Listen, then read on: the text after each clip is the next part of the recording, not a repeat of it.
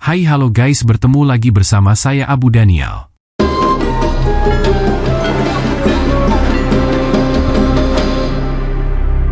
Sejarah akan melupakan orang ini sebagaimana sejarah telah melewati ribuan orang Arab sebelum dia. Dia, seperti mereka, tidak akan mendapat perhatian atau ketenaran. Namun kehebatan Islam memberikan kesempatan kepada Abdullah bin Hudafah untuk bertemu dengan dua penguasa dunia pada masanya, Khusrau Parves sang Raja Persia dan Heraklius, Kaisar Bizantium. Kisah pertemuannya dengan Khusrau Parves dimulai pada tahun ke-6 Hijrah ketika Nabi memutuskan untuk mengirim beberapa sahabatnya dengan surat kepada penguasa di luar Jazirah Arab mengajak mereka masuk Islam. Nabi sangat mementingkan inisiatif ini. Para utusan ini pergi ke negeri-negeri jauh yang tidak ada perjanjian atau perjanjian dengannya. Mereka tidak mengetahui bahasa-bahasa di wilayah tersebut atau apapun tentang cara hidup dan watak para penguasa mereka. Mereka harus mengajak para penguasa tersebut untuk meninggalkan agama mereka dan meninggalkan kekuasaan dan kejayaan mereka dan memasuki agama suatu bangsa yang sebelumnya hampir menjadi rakyat mereka. Misi ini tidak diragukan lagi berbahaya. Untuk memberitahukan rencananya, Nabi mengumpulkan para sahabatnya dan berbicara kepada mereka. Dia mulai dengan memuji Tuhan dan berterima kasih kepadanya. Dia kemudian membaca syahadat dan melanjutkan, "Aku ingin mengirimkan sebagian dari kalian kepada para penguasa negeri asing, namun jangan berselisih denganku sebagaimana Bani Israel berselisih dengan Isa putra Maryam." "Wahai Nabi Allah, kami akan melaksanakan apapun yang kalian kehendaki," jawab mereka. "Kirimkan kami kemanapun Anda inginkan." Nabi menugaskan 6 sahabatnya untuk membawa surat-suratnya kepada penguasa Arab dan asing. Salah satunya adalah Abdullah bin Hudafah. Ia terpilih untuk membawa surat Nabi kepada Khusrau Parves, Raja Persia. Abdullah menyiapkan untanya dan mengucapkan selamat tinggal kepada istri dan putranya. Dia berangkat sendirian dan melintasi pegunungan dan lembah sampai dia mencapai tanah Persia. Dia meminta izin untuk masuk ke hadapan raja dan memberitahu para penjaga tentang surat yang dibawanya. Khusrau Parves kemudian memerintahkan ruang audiensinya untuk disiapkan dan memanggil para pembantunya yang terkemuka. Ketika mereka sudah berkumpul, beliau memberi izin kepada Abdullah untuk masuk. Abdullah masuk dan melihat Raja Persia itu mengenakan jubah halus dan tergerai serta sorban besar yang tertata rapi. Yang dikenakan Abdullah adalah pakaian Baduy yang polos dan kasar. Namun kepalanya terangkat tinggi dan kakinya kokoh. Kehormatan Islam membara di dadanya dan kekuatan keimanan berdenyut di hatinya. Begitu Khusrau Parves melihatnya mendekat, dia memberi isyarat kepada salah satu anak buahnya untuk mengambil surat itu dari tangannya. "Tidak," kata Abdullah. "Nabi memerintahkanku untuk menyerahkan surat ini kepadamu secara langsung dan aku tidak akan melanggar perintah Rasulullah." "Biarkan dia mendekatiku," kata Khusrau kepada para pengawalnya dan Abdullah maju ke depan dan menyerahkan surat itu. Khusrau kemudian memanggil seorang pegawai Arab yang berasal dari Hira dan memerintahkannya untuk membuka surat itu di hadapannya dan membaca teksnya. Dia mulai membaca dengan menyebut nama Allah yang Maha Pengasih lagi Maha Penyayang. Dari Muhammad Rasulullah hingga Khusrau penguasa Persia. Salam sejahtera bagi siapapun yang mengikuti petunjuk. Khusrau baru mendengar sebagian besar surat itu ketika api amarah berkobar dalam dirinya. Wajahnya menjadi merah dan dia mulai berkeringat di sekitar leher. Dia merampas surat itu dari tangan petugas dan mulai merobek-robeknya tanpa mengetahui apa lagi isinya dan berteriak, "Apakah dia berani menulis kepadaku seperti ini, dia yang adalah budakku?" Dia marah karena Nabi tidak mendahulukan dia dalam suratnya. Dia kemudian memerintahkan Abdullah untuk diusir dari majelisnya. Abdullah dibawa pergi, tidak tahu apa yang akan terjadi padanya. Apakah dia akan dibunuh atau dibebaskan? Namun dia tidak mau menunggu untuk mengetahuinya. Ia berkata, "Demi Allah, aku tidak peduli apa yang terjadi padaku setelah surat Nabi diperlakukan sedemikian buruknya." Dia berhasil mendapatkan untanya dan pergi. Ketika kemarahan Khusrau sudah mereda, dia memerintahkan agar Abdullah dibawa ke hadapannya. Namun Abdullah tidak ditemukan.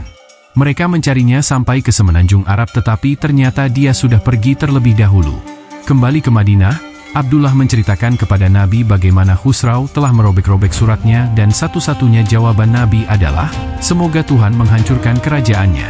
Sementara itu, Khusrau menulis surat kepada Badan, wakilnya di Yaman, untuk mengirim 2 orang kuat ke orang yang muncul di Hijaz dengan perintah untuk membawanya ke Persia. Badan mengutus 2 orang terkuatnya kepada Nabi dan memberi mereka surat kepadanya di mana ia diperintahkan untuk pergi bersama kedua orang itu menemui Khusrau tanpa penundaan. Badan juga meminta kedua orang tersebut untuk mendapatkan informasi apapun yang mereka bisa tentang Nabi dan mempelajari pesannya dengan cermat. Orang-orang itu berangkat, bergerak sangat cepat. Di Taif mereka bertemu dengan beberapa pedagang Quraisy dan bertanya tentang Muhammad. Dia ada di Yatsrib, kata mereka, dan mereka berangkat ke Makkah dengan perasaan sangat bahagia. Ini merupakan kabar baik bagi mereka dan mereka berkeliling sambil memberitahu orang Quraisy lainnya, kalian akan senang. Khusrau akan keluar untuk menangkap Muhammad dan kalian akan terbebas dari kejahatannya. Sementara itu kedua orang tersebut langsung menuju Madinah di mana mereka bertemu dengan Nabi, menyerahkan kepadanya surat Badan dan berkata kepadanya, Raja segala raja, Khusrau, telah menulis surat kepada penguasa kami Badan untuk mengirimkan orang-orangnya untuk menjemputmu. Kami telah sampai untuk membawamu bersama kami. Jika kamu datang dengan sukarela, Khusrau telah mengatakan bahwa itu akan baik bagimu dan dia akan menghindarkanmu dari hukuman apapun.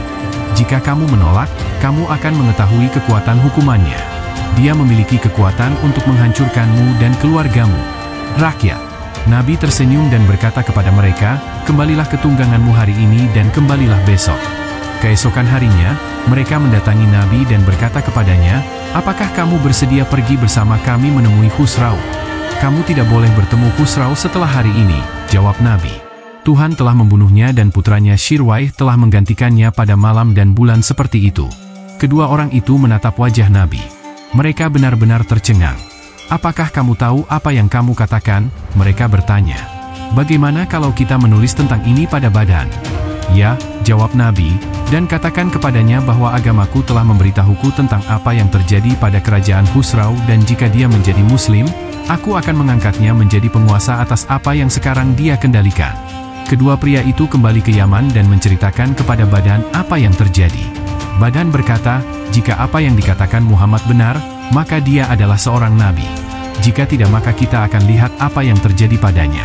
Tidak lama kemudian sepucuk surat dari Shirwaih datang ke Badan di mana dia berkata, aku membunuh Khusrau karena kezalimannya terhadap rakyat kita. Dia menganggap sah pembunuhan para pemimpin, penangkapan wanita-wanita mereka dan perampasan kekayaan mereka. Saat ini suratku sampai kepadamu, ambillah kesetiaan siapapun yang bersamamu atas namaku.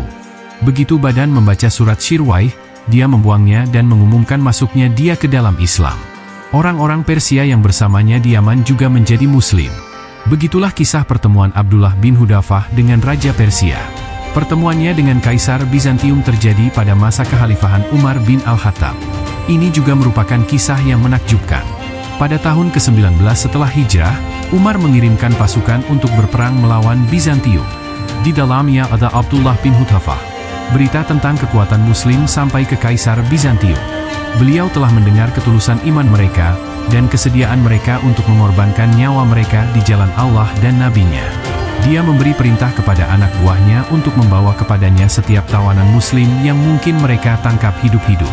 Tuhan menghendaki Abdullah bin Hudafah menjadi tawanan Bizantium dan dia dibawa ke hadapan Kaisar. Kaisar memandang Abdullah lama sekali. Tiba-tiba dia berkata, saya akan melamarmu. Apa itu? Tanya Abdullah. Saya menyarankan agar Anda menjadi seorang Kristen. Jika Anda melakukan ini, Anda akan dibebaskan dan saya akan memberi Anda perlindungan yang aman. Reaksi tahanan itu sangat marah. Kematian bagiku 1000 kali lebih baik daripada apa yang kamu minta aku lakukan. Saya melihat bahwa Anda adalah orang yang berani. Namun, jika Anda menanggapi secara positif apa yang saya usulkan kepada Anda, saya akan memberi Anda bagian dalam wewenang saya dan mengangkat Anda sebagai ajudan saya. Tahanan itu, yang dirantai, tersenyum dan berkata, demi Tuhan, jika kamu memberi saya semua yang kamu miliki dan semua yang orang Arab miliki sebagai imbalan karena meninggalkan agama Muhammad, saya tidak akan melakukannya. Kalau begitu aku akan membunuhmu. Lakukan sesukamu, jawab Abdullah. Kaisar kemudian memerintahkan dia untuk disalibkan dan memerintahkan tentaranya untuk melemparkan tombak ke arahnya, pertama di dekat tangannya dan kemudian di dekat kakinya, sambil menyuruhnya untuk menerima agama Kristen atau setidaknya meninggalkan agamanya. Hal ini berulang kali dia tolak untuk dilakukan. Kaisar kemudian menurunkannya dari salib kayu. Dia meminta pot besar untuk dibawa. Ini diisi dengan minyak yang kemudian dipanaskan di bawah api yang besar. Dia kemudian membawa 2 tahanan muslim lainnya dan salah satu dari mereka dilemparkan ke dalam minyak mendidih. Daging tahanan itu mendesis dan tulang-tulangnya segera terlihat. Kaisar menoleh ke Abdullah dan mengundangnya masuk agama Kristen. Ini adalah ujian terberat yang harus dihadapi Abdullah hingga saat ini. Namun dia tetap teguh dan Kaisar berhenti berusaha.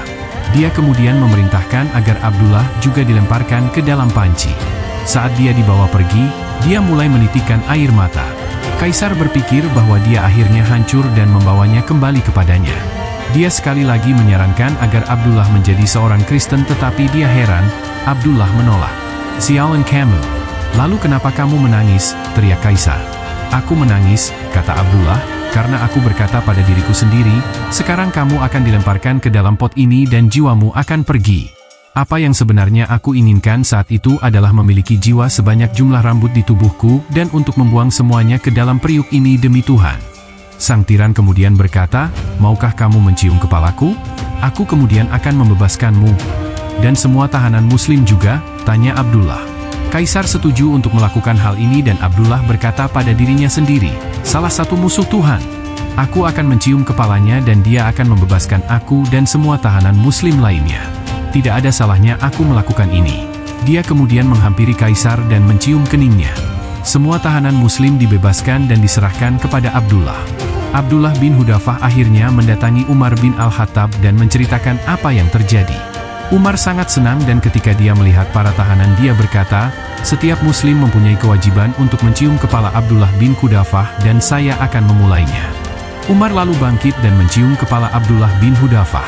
Itulah sepenggal kisah dari Abdullah bin Hudafah. Terima kasih telah menonton. Ditunggu video-video berikutnya. Assalamualaikum warahmatullahi wabarakatuh.